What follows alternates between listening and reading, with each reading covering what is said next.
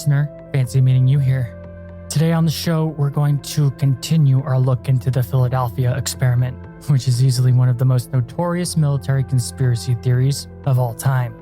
In part one, we just did kind of a quick overview, but in today's show, we're going to delve deeper into the main players behind the lore concerning this fascinating mystery. I'm going to go into detail on the three big names, the men behind the myth: Dr. Morris K. Jessup, Carlos Allende, and Al Bellick. Two of them are alleged survivors of the experiment and have had a lot of influence on the topic. And at the later half of the show, we're going to go into the alien agenda stuff, because apparently they really had a lot of influence on this stuff from the shadows. The first show on this topic heavily revolved around the work of Ray Barker, but we're going to delve deeper into other writers on the topic with all sources linked in the show notes if you'd like to check them out for yourself. Again, I'm not really trying to prove or disprove anything. I don't want you to believe or not believe. Skepticism is just as important as curiosity and imagination, so by all means, come to your own conclusions in all ways. So let's get into it then, shall we? I'm your host, Tim Hacker, and you're listening to Cryptic Chronicles.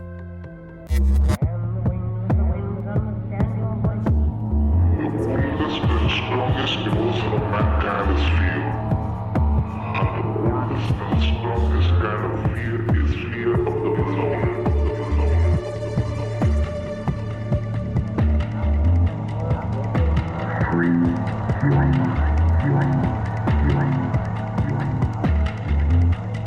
Now is the time to take risks.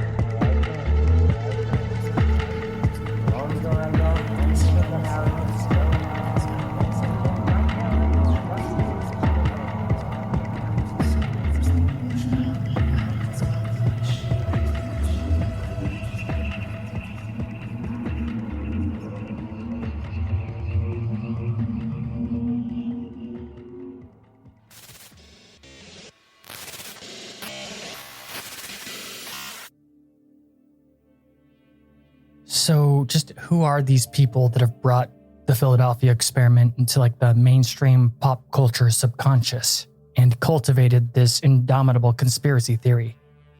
And we're going to start with Dr. Morris K. Jessup. This guy was a famous and pretty esteemed astronomer and associate of Ray Barker later in life.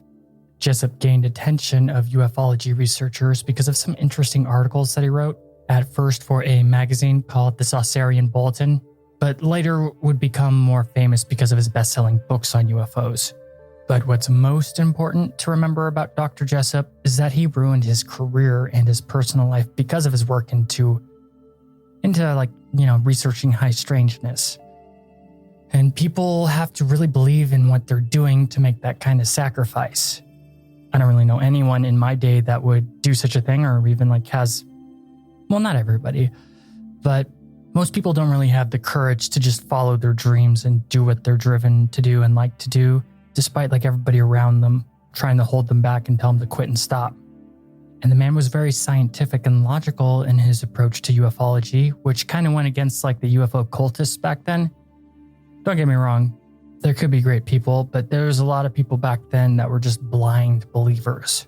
And his more rational approach was pretty much like a breath of fresh air from the more intellectual side of the people who researched the UFO phenomenon. No one would have ever labeled him a saucer nut, quote unquote, which was a common mainstream insult of the time. You see, there's two very distinct and contrasting sides concerning UFO lore. There's the blind believers, which often get delusions of grandeur and are kind of categorized as UFO cultists by some. Which isn't the nicest thing to say, but it's still that's something that from people from their own circle of high strangeness would say. Like Ray Barker or John Keel. And then there are the more scientific researchers with esteemed backgrounds worthy of respect by basically everybody. These people are much fewer in number, and there's also countless shades of gray in between those two. But I think you get my point. It's these intellectual types that raise eyebrows in the mainstream and often leads towards new people being drawn to the topic of UFOs. Jessup was one of these people that were highly regarded and baffled people outside on the mainstream. In fact, at the time, His books were not popular with the saucer fans community, specifically because of his critical thought approach to the topic. But he was very popular with the broader audience. In 1954, he even wrote about his frustration with all the nonsense on the topic of UFOs and said a lot of it was put out by silly people and was generally despondent at best and disgusted at worst concerning a lot of UFO researchers' work. Jessup did believe that we were at a pivotal and higher level of human experience, though, and that there was truth hidden between the lines in a general outlook of UFOs and whatnot. And the man's disregard for mainstream demonization proves in a self-evident manner his devotion to understanding the UFO phenomenon. He'd often even investigate things himself and find evidence before beginning to write on a topic. He wouldn't just write whatever popped into his head or whatever other people told him. He needed to figure stuff out on his own and have some basis in reality in order to justify its existence. However, this drive to seek the mysteries is ultimately what led to his death, at least according to many people, and it's a theory I subscribe to as well. Ray Barker believed he was straight up assassinated, and there's evidence that his silencing was because he discovered the truth surrounding the Philadelphia experiment. Allegedly. The bizarre annotated version of one of his books, The Case of the UFO, has been linked back to the government, the military in particular, and then republished allegedly by the military in large mimeographed form. I don't know what mimeographed is, but there was a total of 25 copies made of this revision of his book that supposedly had people in the know, behind the scenes, in the deep state, in the military, whatever you want to call them, who actually wrote notes in the book clarifying and adding elaboration to things, correcting things, and it was pretty trippy. The republish was spread throughout military circles, but a copy ended up in the hands of the UFO community, because of course it did. And these annotations inside the book were written in 3 distinctly unique sets of handwriting, and each one was in a different color. All of the notes adding or confirming weird stuff about the UFO phenomenon. The annotations were really convincing. Well, whoever did the annotations, did a good job. And they did a good job of convincing people who had in-depth knowledge, not just of UFO tech, but about the entities that were behind them as well.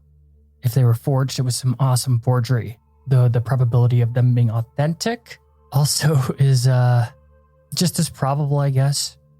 Supposedly, the Navy gave a copy of this annotated book to Jessup, which would allegedly later lead towards his death. And you may be wondering what this has to do with the Philadelphia experiment, and don't worry, it totally does. The main body of lore surrounding this topic originates from this guy and a man named Carlos Allende.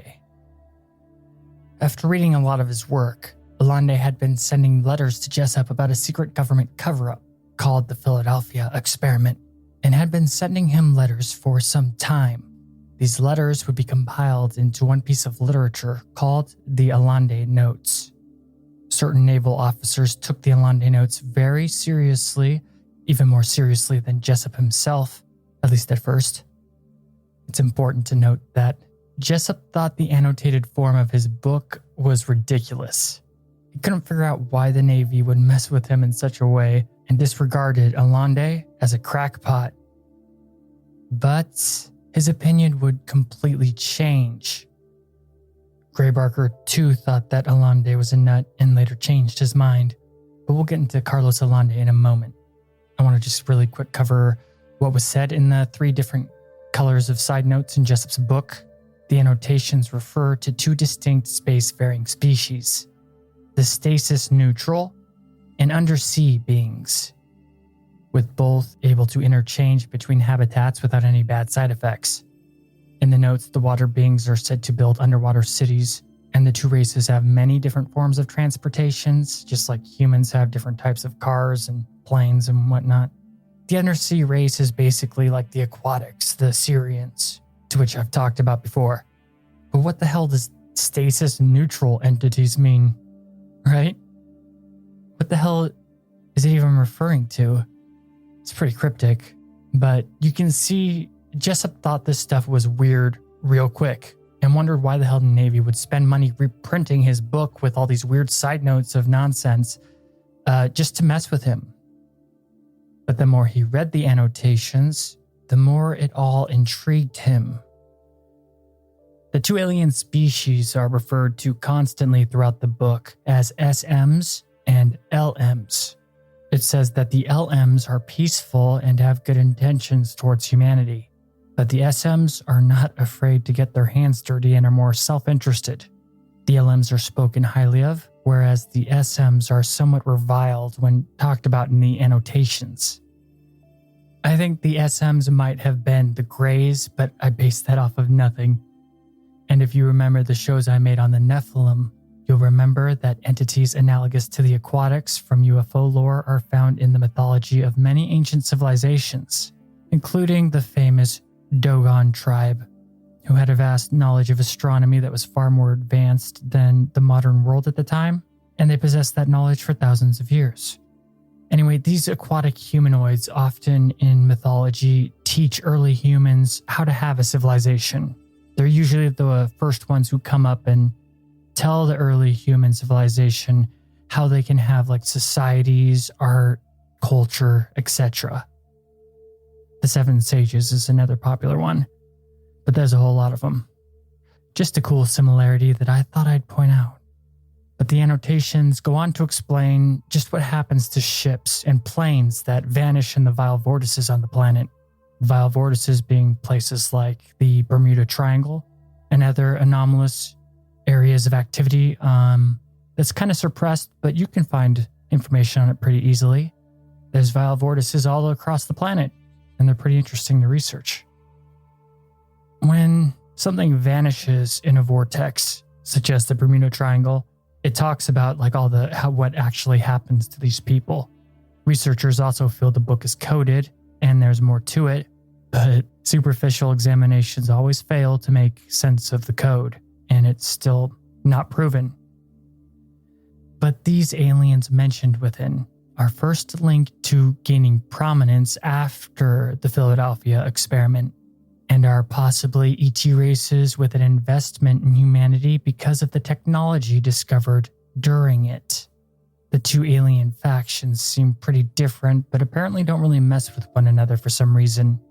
So I guess according to this stuff, the aliens did have something to do with the Philadelphia experiment, but it was more pulling the strings from behind the scenes, and not necessarily even in this dimension. Allegedly, Dr. Morris K. Jessup was assassinated because he discovered the truth behind all this stuff. And the bad factions and shadow players discovered this and had to silence him. Covered up as a suicide, of course, as is the deep state calling card. However, nothing about that narrative adds up. The man had everything to live for, and no one who knew him would have ever suspected that he was suicidal. There were no signs and no reasons he'd ever off himself. It's very probable he was indeed silenced, and that's what most researchers on the topic believe. Now, why would the Navy allegedly give Jessup this information and then later maybe kill him, or somebody in the government kill him? Well, because of the Allende notes, of course. There seem to be different factions of the aristocracy at play here, but at least one faction within it, and specifically the Navy hierarchy, was interested in all this for unknown reasons and was okay with interacting with UFO researchers. See, all the people in the deep state, they aren't all united. Some factions actually seem to be on the side of the people, or on, disclosure, truth.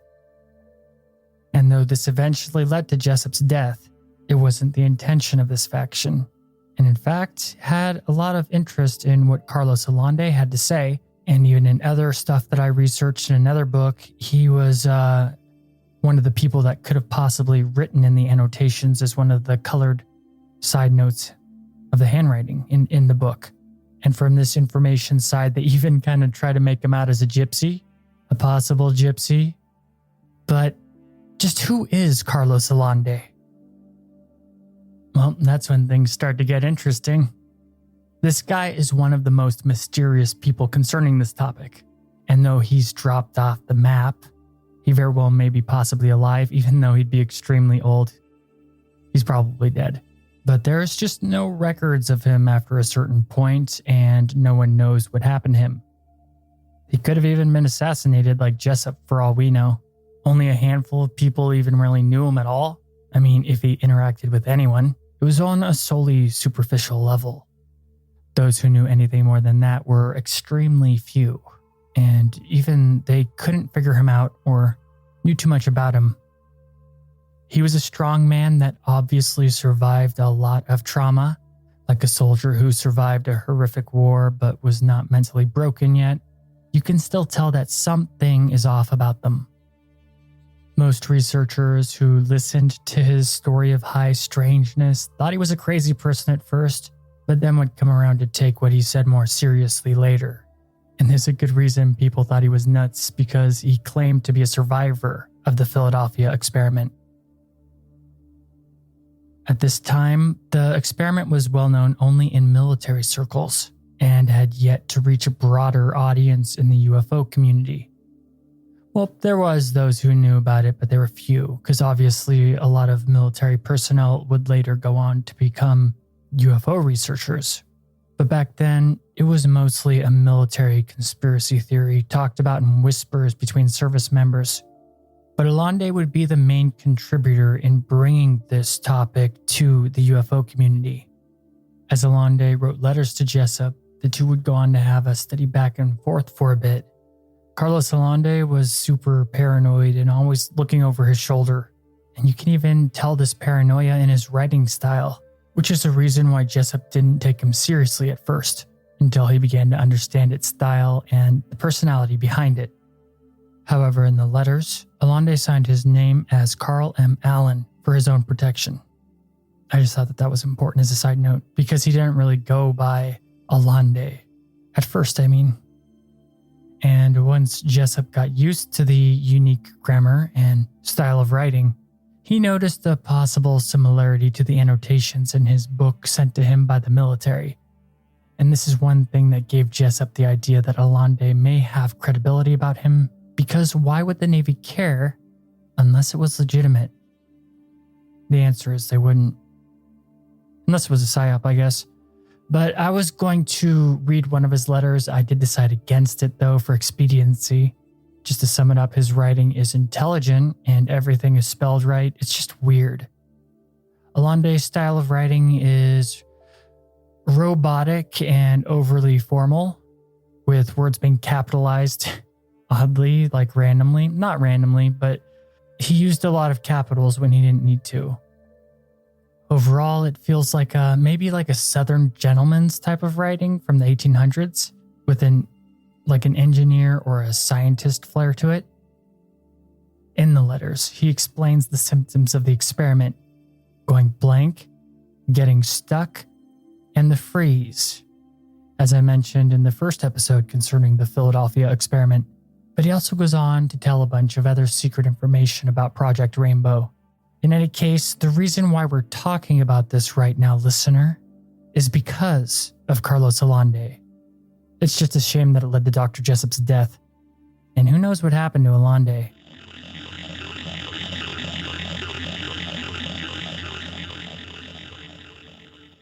But another one of the leading players concerning this topic is Al Bellick, who is an expert in the field of electronics and was recruited by the Navy for his high-tech expertise in the late 30s. He's no slouch, and another one of these intellectuals to get involved in high strangeness that raises eyebrows of normies. He had a PhD-level education in physics, as well as all kinds of other crazy stuff, so he was very highly educated. And just as a side note, we should also remember that Al Bellick, when originally part of the experiment, was a man named Ed Cameron, to which he later, I'll get into that, don't worry about it. But if you ever look into this information yourself and you see these names being switched around, and what I'm saying doesn't make sense, it's because I'm just kind of like mixing the two together. It's the same guy, Al Bellick. For ease of access and not to be confusing, I'm mostly just going to go with Al, despite him maybe being Ed Cameron at the time I'm talking about him on the timeline or whatever. Anyway, Bellick caused a lot of controversies when he came forward as one of these survivors of the Philadelphia experiment all the way back in the 80s and gathered a lot of attention from those interested in this stuff. The man himself was soft-spoken, polite, and ethical, at least according to those who knew him on a personal basis in his daily life.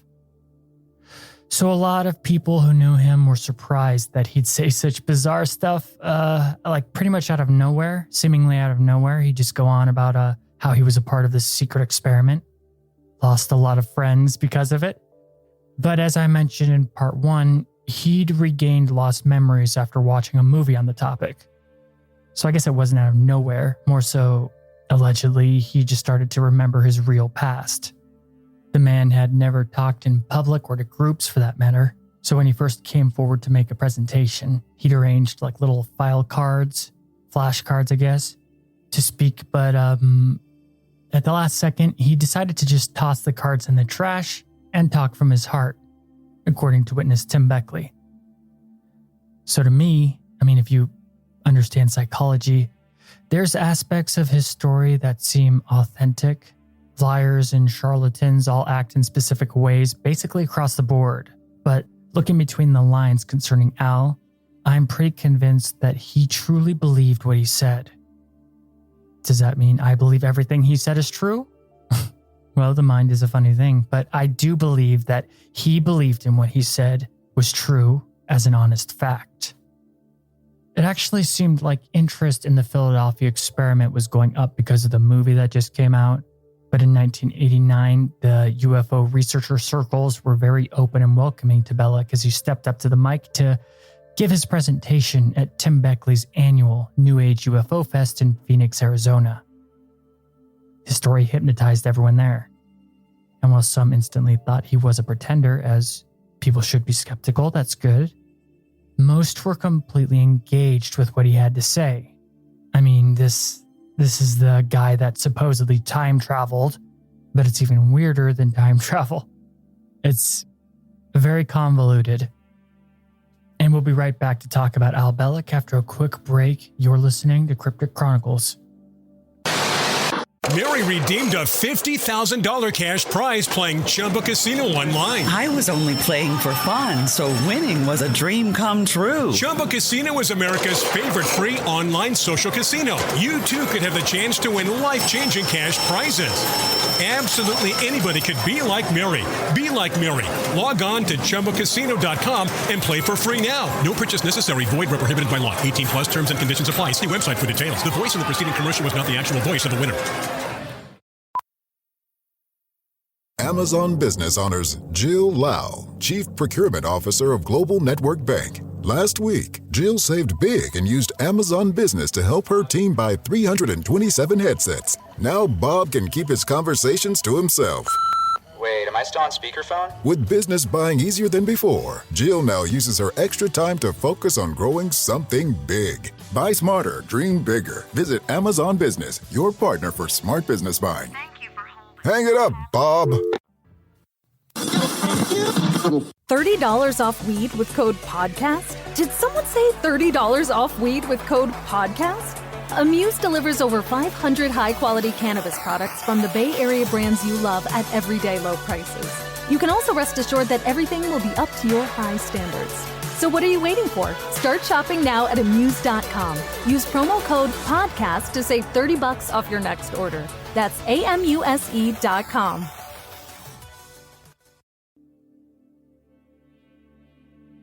Okay, so I sat through like 4 hours of listening to Alan Bellick's his lectures at MUFON, to which I gotta say those things gotta be edited to be chopped up. You could chop all of that up, what I listened to, into like maybe an hour if you just get rid of all the excess stuff, and there's other people who talk in it too.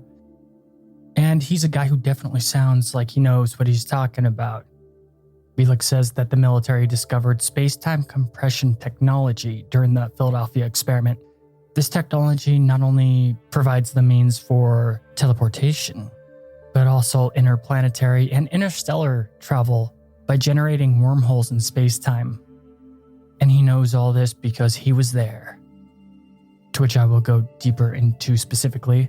His association with the Montauk Project is also fascinating, to which I will definitely cover soon enough on a future episode.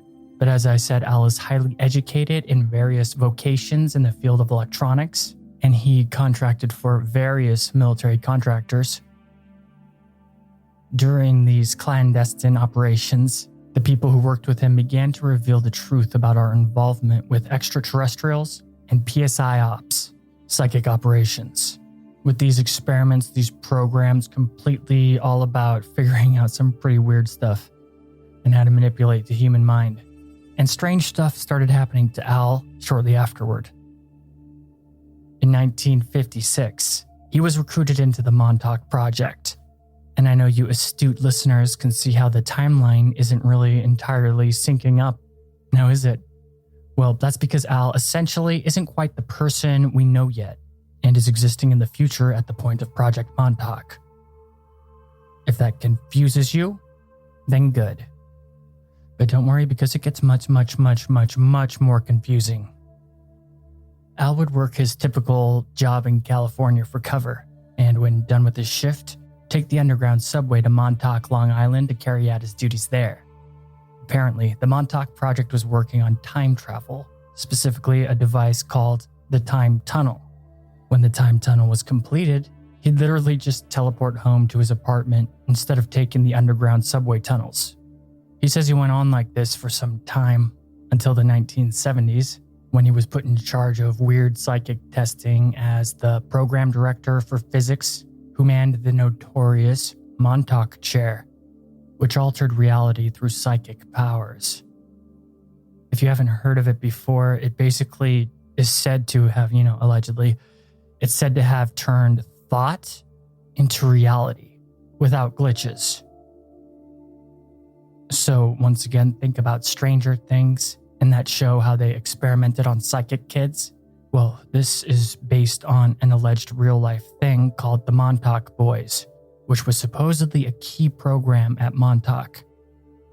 Al had some influence with the Montauk Boys program, and what he did basically revolved around duties concerning the operations of the mind control program.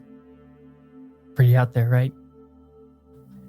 In the 1980s, the Montauk experiments completed time control programs, and Al was part of these so-called time travel experiments.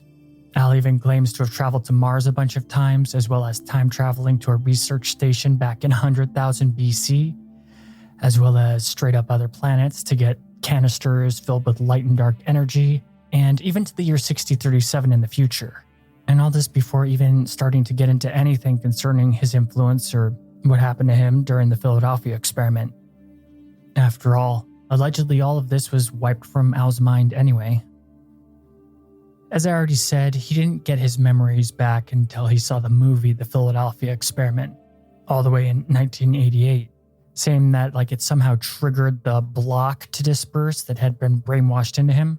In his words, it was a rip in space-time that allowed him to begin to, or his subconscious, I guess, he said, to begin to bring back memories that he was forced to forget. Al believes that his involvement with Montauk ended because he wasn't supposed to remember these memories, and thus his use for the secret government project ceased. As more and more of his memories came back, a man named Dr. John von Neumann contacted him, because apparently Al promised someone that if he ever did get his memories back, he'd contact the doctor. And this is the famous Dr. John von Neumann too, the one associated with electronics. What's interesting is, why didn't they just kill him? Why did they go through all this trouble of brainwashing him and all this other stupid stuff when they could have just killed him and got it over with and not wasted any resources? It doesn't make sense, right? Well, according to Al, it's because his time traveling and interdimensional travel locked him into the timeline in anomalous ways. And they just straight up couldn't kill him. And that's why he believed he was not silenced, stopped, or harmed when he came out with all this information, because they already knew the timeline outcomes anyway, and already saw that he wouldn't really make a big difference or impair them. And also, if they did kill him, it may disrupt space-time itself. Though, just what that means, I don't really know. The only choices for the clandestine forces behind the Montauk Project was to let him die a natural death.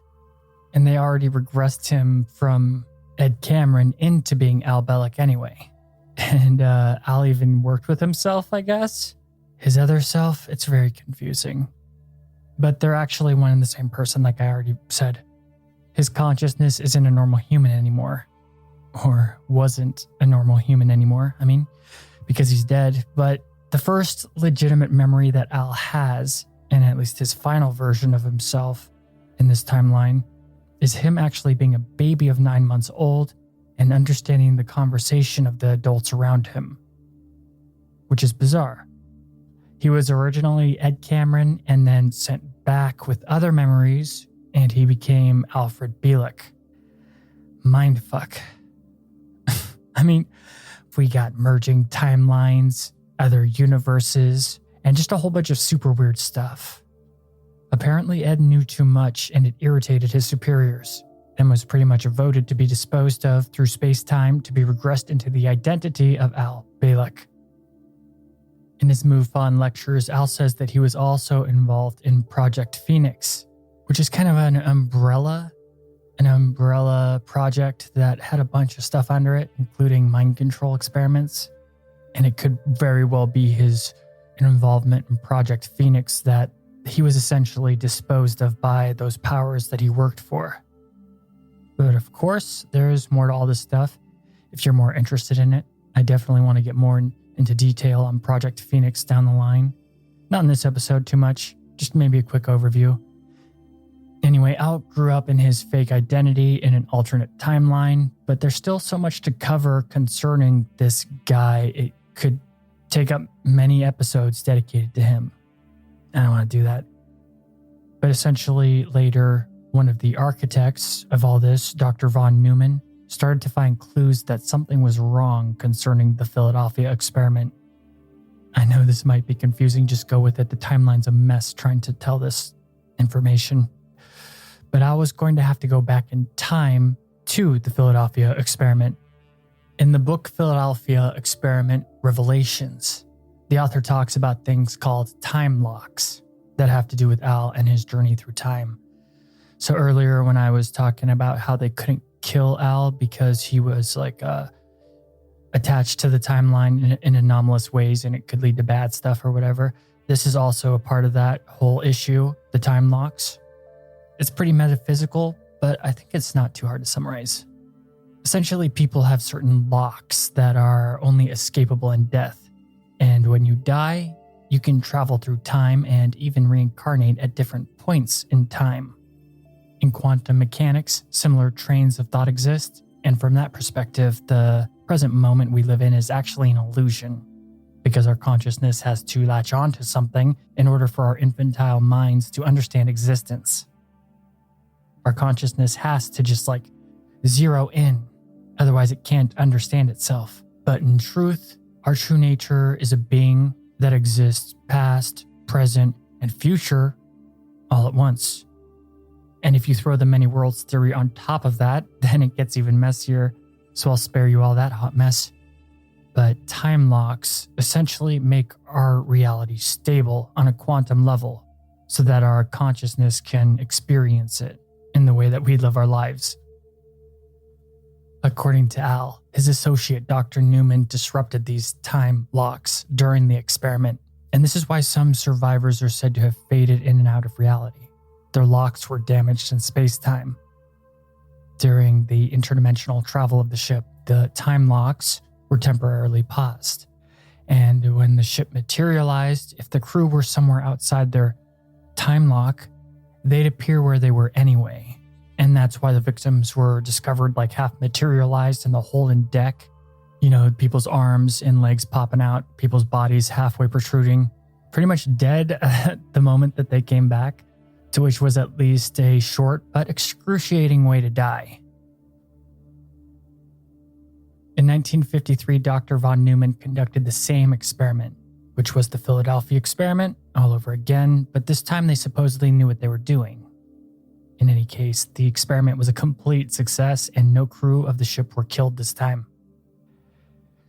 This success led to the creation of the stealth bomber and other still secret technologies kept under wraps by the deep state. However, these projects were one of many programs, with the main and original being the mind control research. That is until 1958, when Congress finally decided to read some of the stuff that they fund and decided to cancel the project after they learned that it was about mind control experiments and stuff. Great job.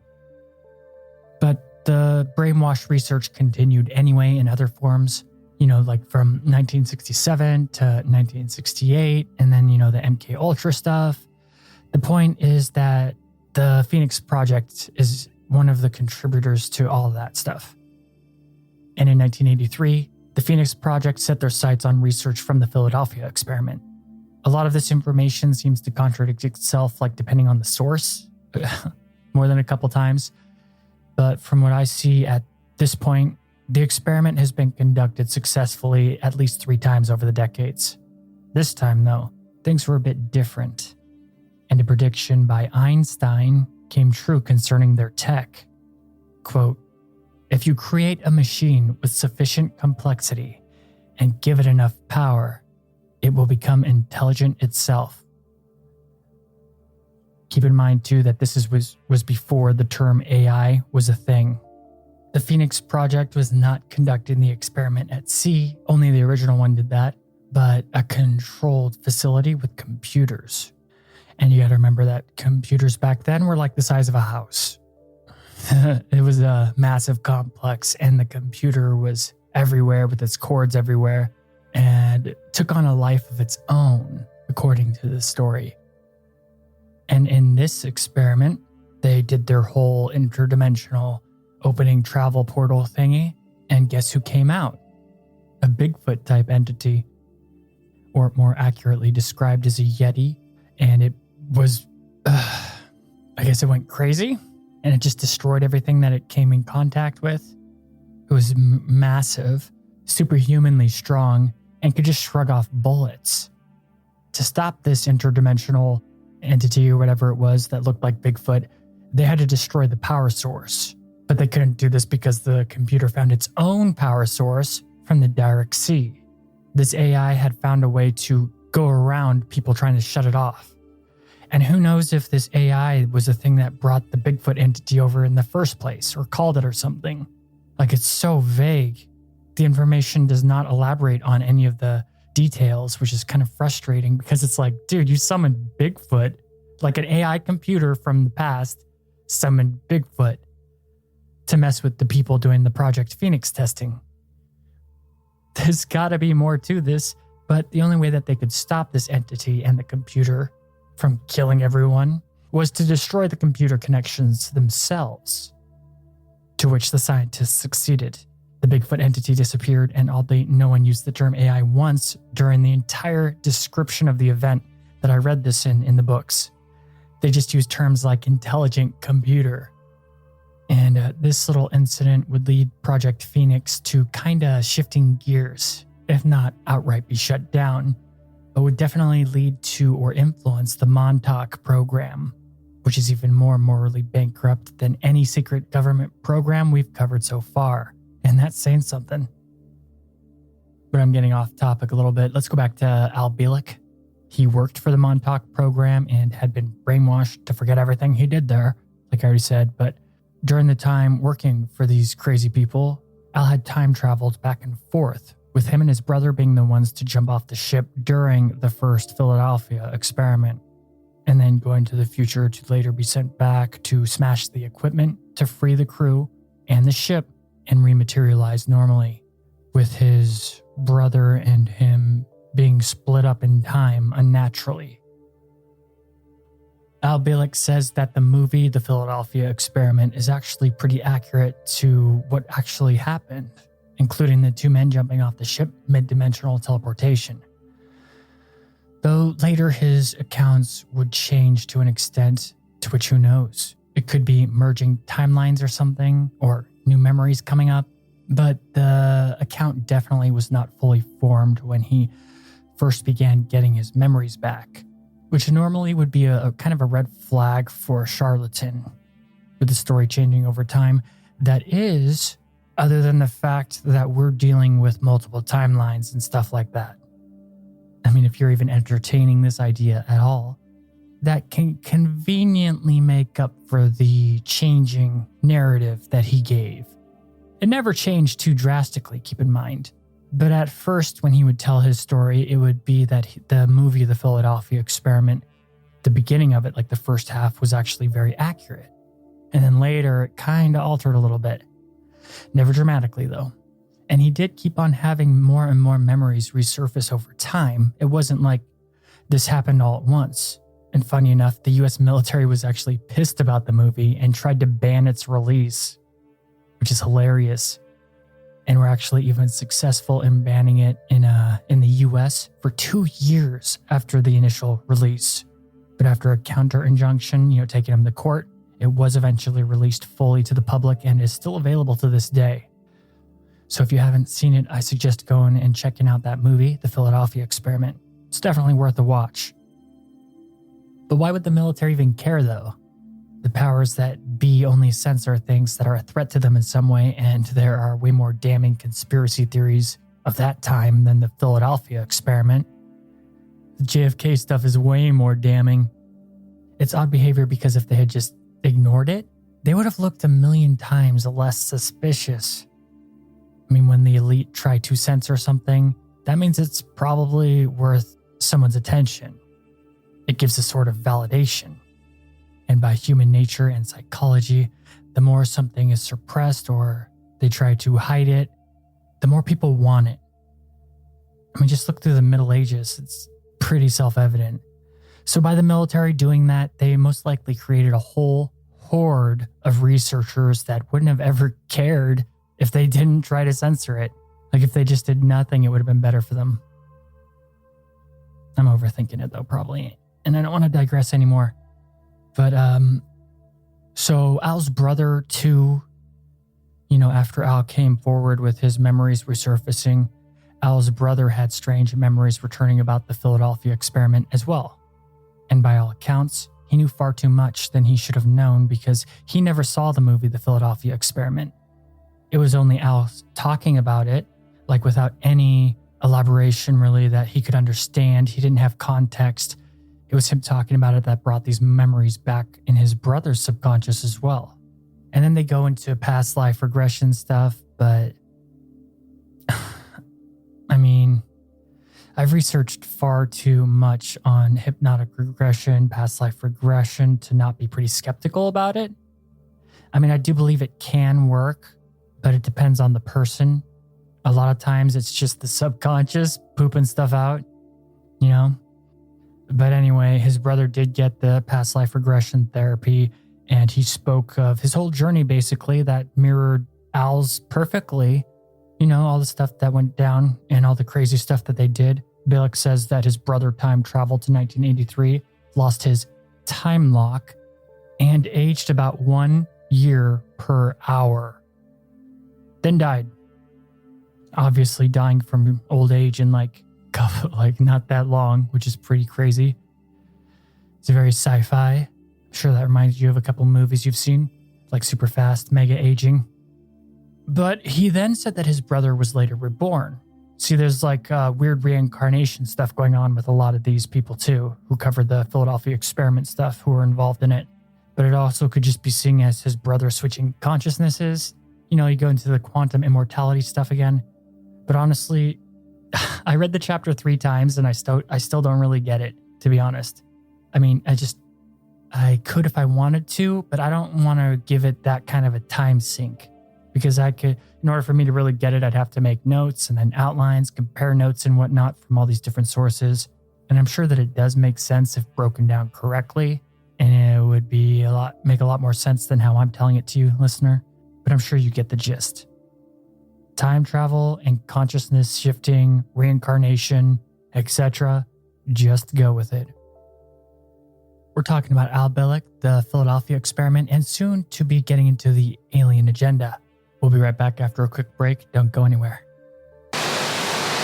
Mary redeemed a $50,000 cash prize playing Chumba Casino online. I was only playing for fun, so winning was a dream come true. Chumba Casino is America's favorite free online social casino. You too could have the chance to win life-changing cash prizes.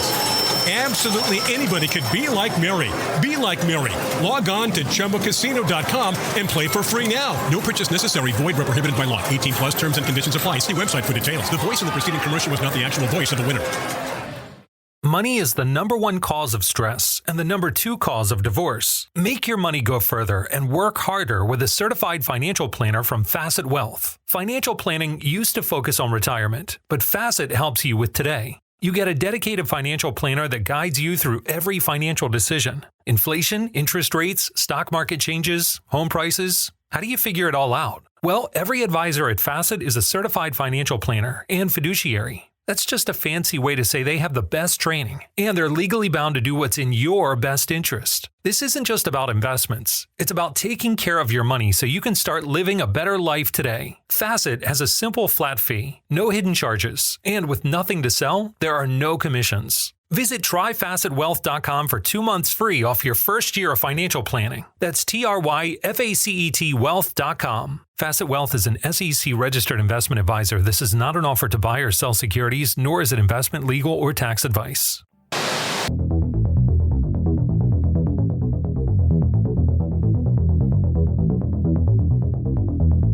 Hi there. Thanks for listening to Cryptic Chronicles. The show is sponsored by Blueberry, and if you're interested in starting your own podcast, use our link. We'll even give your podcast a shout out. Go to crypticchroniclespodcast.com and click on the Blueberry link on the homepage. By doing so, you'll be helping the show. Blueberry is optimized for iTunes as well as all podcast hubs. You won't have to worry about expensive contracts or fees. In fact, you won't have to leave your own website. You'll have your own RSS feed and no third-party sites. Try it for a month free by going through Cryptic Chronicles. Also, if you're a fan of cryptic content, please support the show on Patreon. By giving just $1 a month, you can really assist us in posting more content frequently. You'll also have access to bonus ad-free episodes of the show and the Discord channel. To keep up with all Cryptic Chronicles content, follow us on Twitter, Instagram, Tumblr, and of course Facebook. Give the Facebook page a like and join the Cryptic Chronicles group. We'd love to hear from you. Thanks for supporting the show, but most of all, thanks for listening.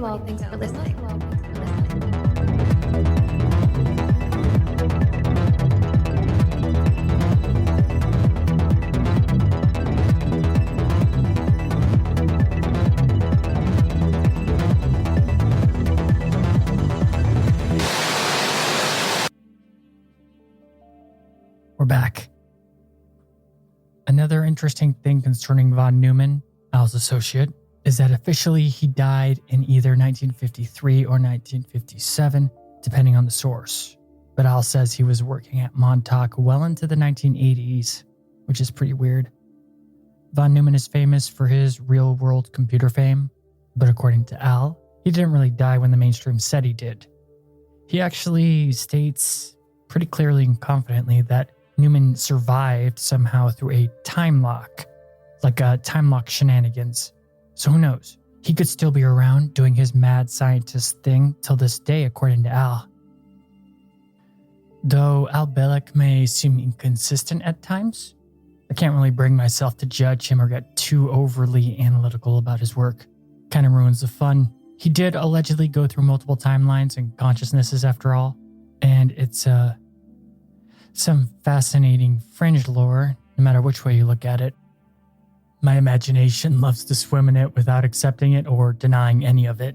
I just wish the information was easier to comprehend without me trying to overanalyze it, I guess. I don't know. It's good stuff, though. It doesn't get much weirder than this. So at least I hope I'm relaying this very confusing material to you in at least somewhat of an entertaining way, listener, because holy crap, I'm confused too. I just pretty much stopped trying to understand the timeline, but we're going to go into Al's trip into the future now. When he was traveling through what he called hyperspace, he called the other dimension hyperspace, the dimension between the dimensions. Some people call it the fourth dimension. Some people tried to link this stuff to the astral plane too. Anyway, when he went through hyperspace in his original trip through space-time, Al materialized in the year 2137. he and his brother arrived needing medical assistance and spent their first month in the future hospital there. They were burned in the, you know how I said in the first episode that people would catch on fire when doing the laid on hands, and then like during the Philadelphia experiment, a lot of the people who survived, they had like anomalous burns on them. This is that they went through the other side and they got burned up and had to be hospitalized. So they spent their first month there, and the future humans revealed a lot of grim stuff about what was going on in the world. They showed the two a map of a very different United States.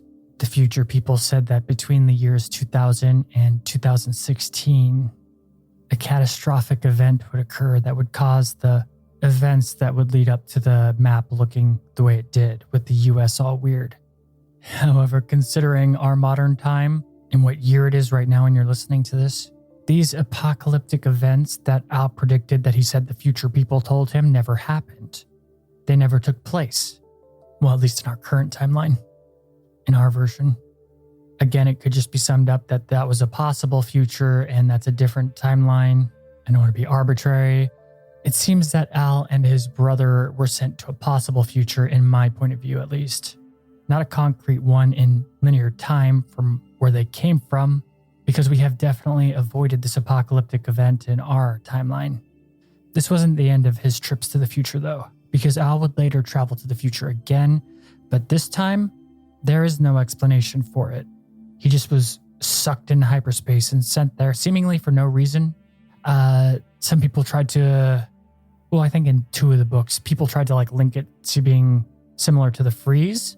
You know how people got sucked into the alternate dimension and just like vanished from reality. But this version of the freeze made him time travel, and it wasn't like deadly or make people go insane. He survived the trip to the future through it. Other than that, there's not really an explanation. Still, yet again, he did have burns on him and was hospitalized when he went there. And this time he went even further ahead to the year 2749.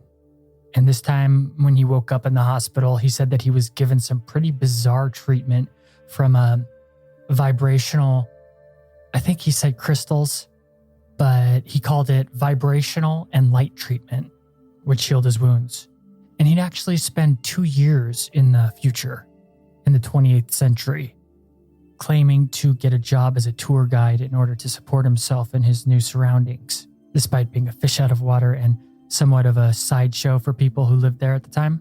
Many of the ways we look at the world in our times are, according to Bielik, are outright ridiculous to them. Some of the claims he would make at MUFON lectures and interviews he gave, while bizarre to say the least, are most certainly fascinating. And at first, this future seems pretty cool and not a bad future, almost even a utopia in a way. But then it gets pretty dystopian. Not necessarily dystopian, actually, because it's all pretty neat and nice and everything, but it's still disturbing nonetheless. At least to me it is, and I'm pretty sure it probably is to you too after I explain it. The tech of this future Earth that was closely linked with the culture had a synthetic computer system. Describing it as like a huge crystal, it's pretty much just AI, but they don't use the term AI. When was that term invented? Did they even like have that meme back then? Moreover, this computer communicated with the population telepathically. It was sentient, and it could literally micromanage like everything. If people needed information, the computer would talk directly into the heads of the citizens. And if you use your imagination a little bit, I guess even it could have even been commanding them. Who knows? Think about authoritarian stuff. It could easily just do that and gaslight people too. But no one was free of this thing. There was no physical money, which baffled him.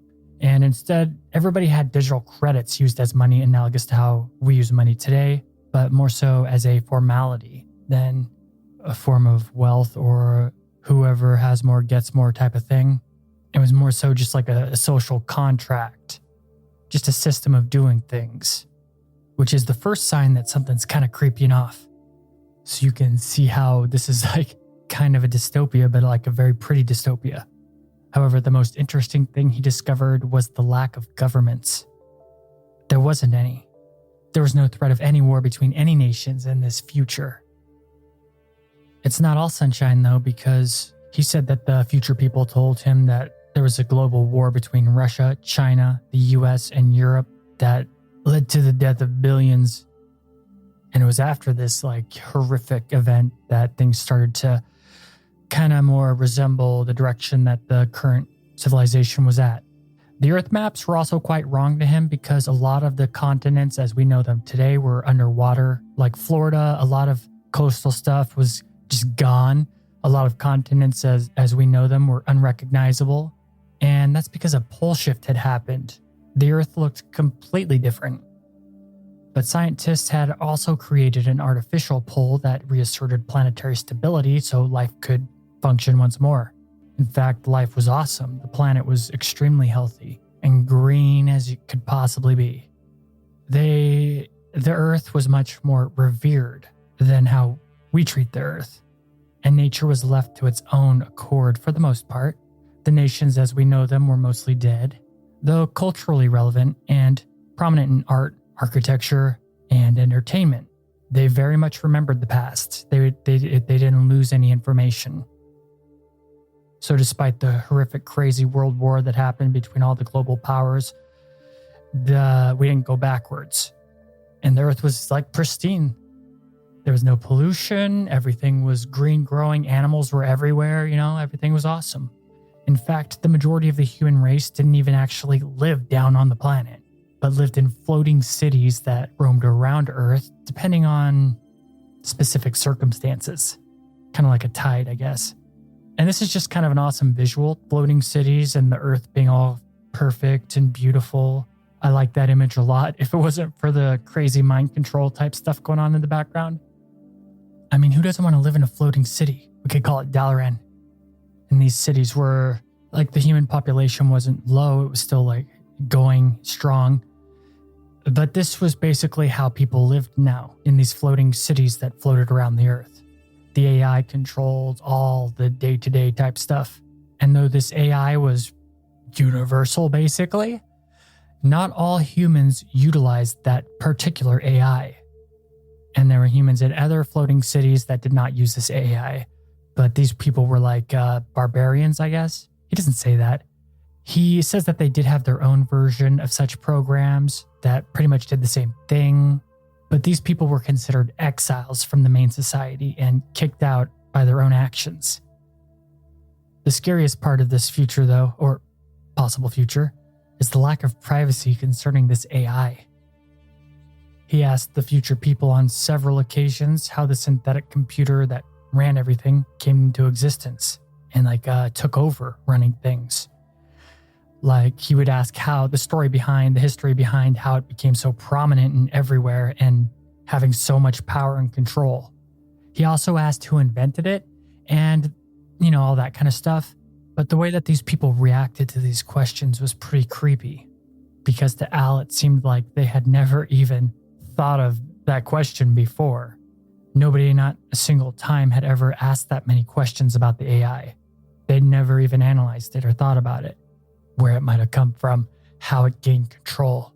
No matter how many times he asked, nobody could give him a solid answer.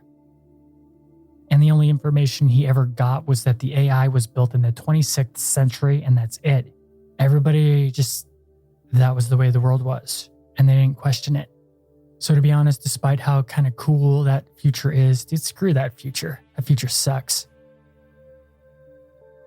So, listener, it looks kind of like this might be being a long episode because I promised that I'd get into the alien stuff last episode, and I'm going to get into the alien stuff. But since I kind of blabbed so much, looks like this might be a long episode. There's a lot more information regarding Al Bellic, but it drifts off into Montauk Project, Phoenix Project, and CIA MK Ultra stuff, and we'll get into all that stuff soon. I think I want to cover maybe all of these top secret quote-unquote experiments, programs, and everything. We'll get them all under our belt. And if it's relevant, I could always add more to the story of Al Bellic, but for now, let's put a lid on it. He's definitely one of the most well-known survivors or people in general concerning the Philadelphia experiment, which is why I spent so much time on him. He also talked to Art Bell many times, Like, this guy's pretty famous if you go check him out. Just don't expect to understand what the hell's going on. This is all really just scratching the surface. But what about the so-called alien agenda? I've been referencing this stuff and ETs many times over concerning the Philadelphia experiment, and we got some juicy UFO phenomenon lore here. I kind of like the overall view of ETs concerning the Philadelphia experiment stuff because it's not too woo-woo, love and light, or overly grimdark and depressing. It's got a nice little balance in the middle, depending on how you see things, of course. But luckily, according to Al, the aliens don't want us dead and may even, in fact, protect us if our existence was threatened by extinction. Though not necessarily from benevolence, but personal gain. It's in their self-interest to have us around. He says aliens want us alive and intact for making them stuff, and also specifically in the Gray's case for genetic experimentation. There's like an underlying theme of a secret government hovering over all the information that comes from the Philadelphia experiment. The experiment itself is not described as an alien project, though sources say it was influenced by ETs from afar. According to this narrative, it's because they wanted humans to open up a 40-year gateway in space-time for them to travel back and forth between the dimensions, between our worlds, and had basically been pulling strings from the shadows to get this all rolling. The ET influence wanted the portal time-locked to the later Phoenix project so the two space-time currents could link up, but the 40-year opening through hyperspace was disappointing to them. Though the reason for this is pretty vague because it just basically says that they couldn't use it to the full extent. Most sources do confirm that Project Rainbow did open the door, and that after it was open, after the experiment, many alien crafts came through and back and forth for many years, for decades. And there was even a planned full-on invasion from another universe that fell through. Though this is just from one distinct faction of ETs that is oddly left out from being elaborated upon. I assume it's the Greys, but then again, 6 feet tall aliens are mentioned as the invader people, but not really given any more descriptions or anything. And Greys aren't really known for being 6 feet, but I'm still going to say it's Greys. And if you're unfamiliar with information and, it's people talking about Greys, there's actually a lot of different ways to look at these guys. Some people think, or actually a lot of people think that they're just slaves or robots that serve other aliens, specifically the reptilians or mantis races. But despite not wanting us destroyed, these things don't have our best interest at heart. In one of Robert Lazar's books concerning the history of Earth, he says that these aliens referred to humans as containers for souls, and that souls could be traded in something like a barter system. The aliens are doing it all the time, allegedly, and this kind of leans into the Starseed lore stuff, though there's not a direct connection, but it is basically Starseed lore stuff. And I've talked about it before on the show. I don't really think I got to go into it, but just go listen to past episodes. I don't remember which ones, or you'll find it if you don't know what I'm talking about. Or just look it up. It's not hard information to find. It's just basically that alien souls come and take on human bodies. Boom. And there's many aliens in the cosmos that got their hands in the cookie jar concerning the souls and incarnations on Earth. However, though many aliens surrounded the project, most were just observers of what was going down, such as like the Cthulhu mythos type eldritch abominations that live in the world between worlds, the hyperspace Al called it. These aliens are apparently far more interested in the mental plane, like dreams, archetypes, ideas, the fourth dimension, stuff like that. They don't really have a lot of investment in physical 3D reality, and would be far more interested in just exploring our consciousness than anything else, with these aliens in particular being more fascinated with humans than seeing them as a resource or anything like that. But then again, most of these aliens are actually interested in humans because of their human mind. Our minds are unique or something, and also genetics, which I'm sure is a dead horse that you've heard a million times before. And though the Montauk Project is not directly the same as the Philadelphia experiment, they are linked to one another. And there is a group of aliens directly linked to Montauk. It's a group who called themselves the Leverons. There were those there from the Antares that were only observers. They looked like humans. There were members of the Orion group there occasionally. The Orions are the reptilians. And these Orions are at war with a group of celestial aliens called the, get this, Elohim. But honestly, this kind of stuff, it just seems too influenced by real-world lore to be credible, especially concerning my vast knowledge on Sumeria, Canaan, and Abrahamic religions, both esoteric and exoteric. But luckily, there's a lot of resources to pull this information from, so, I'm not going to throw the baby out with the bathwater. And this Orion group is basically universal across, everybody's UFO lore. And it's a bunch of different alien factions that are part of the Orion group, the Draconis. It's not just the reptilians. And they're said to be the heaviest influencers behind the scenes concerning Montauk, the Phoenix Project, and the Philadelphia experiment, which makes sense concerning all the evil stuff that happened at Montauk. They manipulate the Greys, and I guess all the players, really.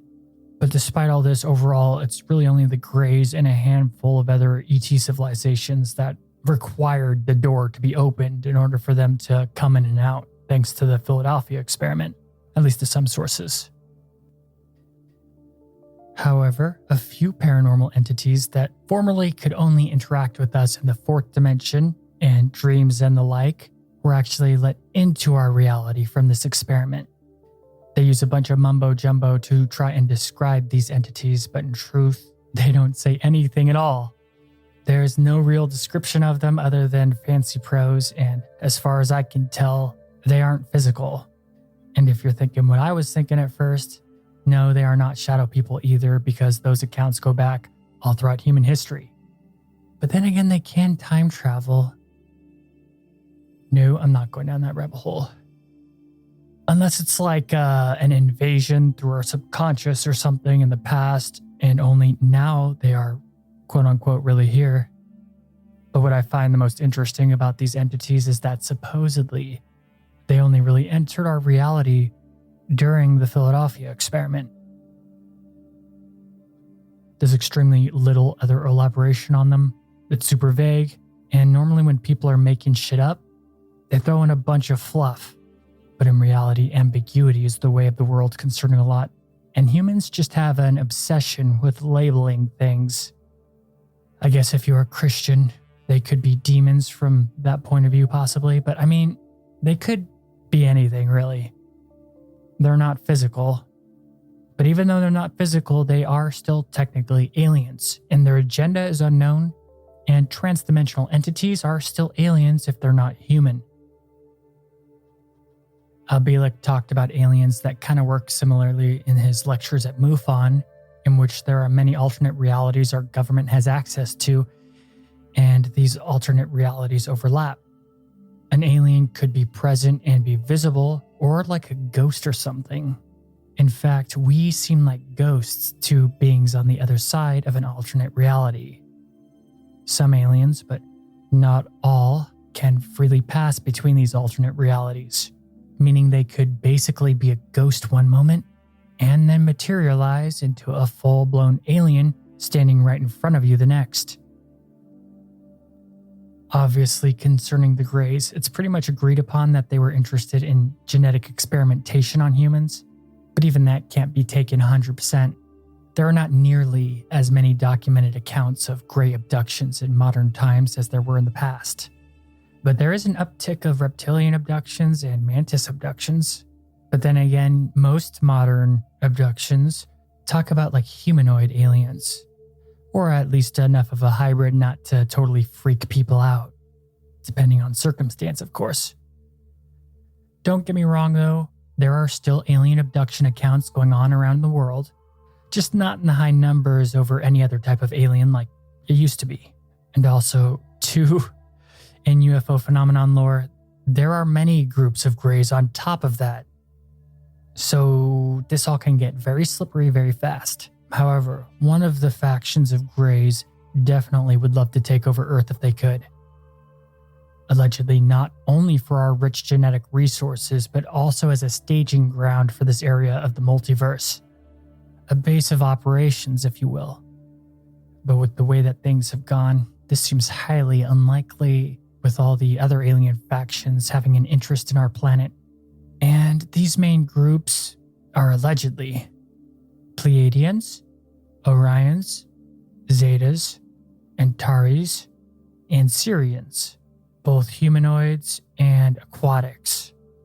And only the reptilians of the Orions would benefit from the destruction of our way of life, cultures, and autonomy. So we're saved by space politics, I guess.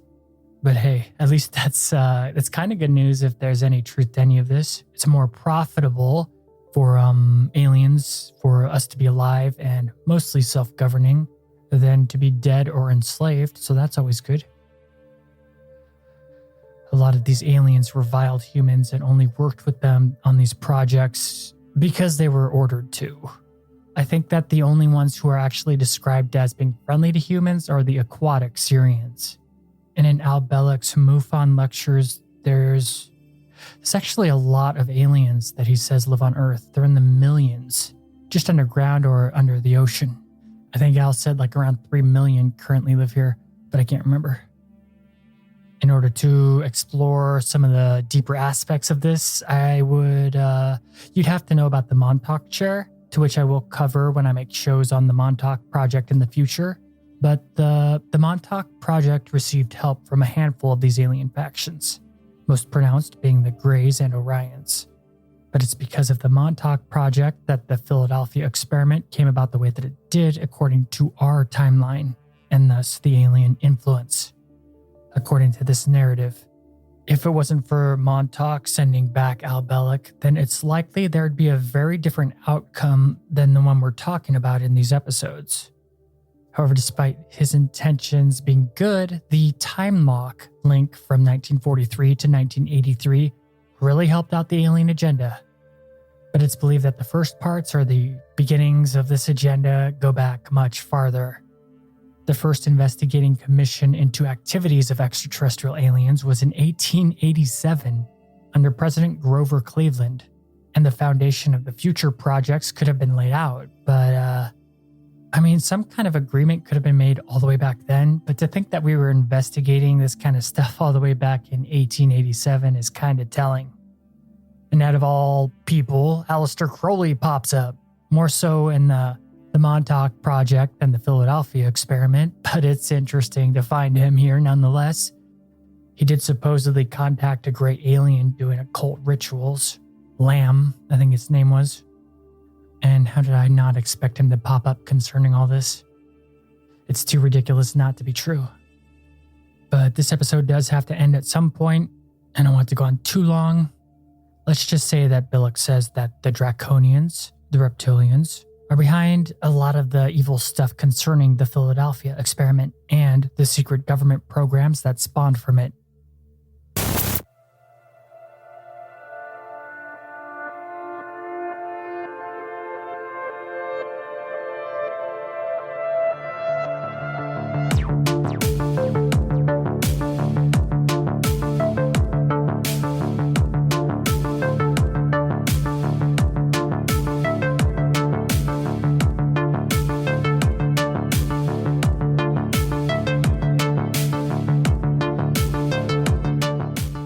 That's all for today's episode. Sorry if a lot of this stuff is confusing because it's really, really confusing. And the information regarding the Philadelphia experiment evolved over time, so it's kind of impossible to try and present it in like a clear, linear narrative. But this stuff is all highly fascinating, and I can't wait to go down the rabbit hole in the future about like the Montauk Project and all that good stuff, because that's coming. Anyway, Cryptic Chronicles is available on iTunes, Spotify, Podbean, Stitcher, Google Podcasts, and basically all podcast hubs. You look for us, and guess what? We're there. If you can, make sure to like and comment or review wherever you hear this content. If you enjoyed this episode of Cryptic Chronicles, even in the slightest, you can help us out by just interaction. It makes the algorithms like the episode, and so it'll help spread and grow the show. And by doing so, you are doing more than your part in support. And if you really, really like Cryptic Chronicles and you happen to be awesome, then support the show on Patreon. For just $1, you can unlock full uncensored shows with no ads or anything like that.